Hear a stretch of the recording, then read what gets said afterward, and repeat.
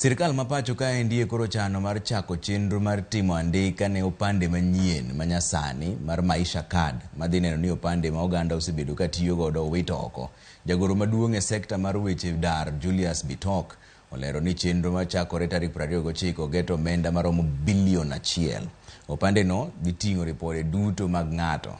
Maendi timore kinde ma penjo buora to pod nitiere e oboke mag huduma namba mane otim kod ker machon Uhuru Kenyatta. Okay. Yes. I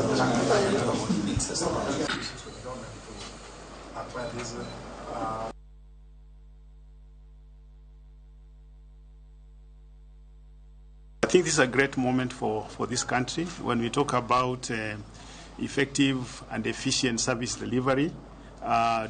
Digital identity is very, very critical, and therefore we all need to support, to onboard, to be able to appreciate this particular process. And we are going to put a timeline so that we give Kenyans time. But for the time being, we'll have a transition period, which will be like 2 to 3 years, to be able to transit into the new number.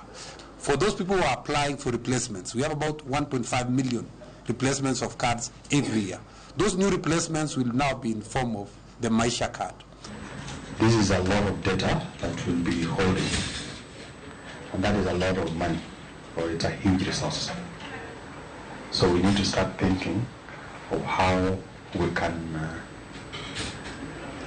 people like KRA and the other state departments and the other players involved can benefit out of this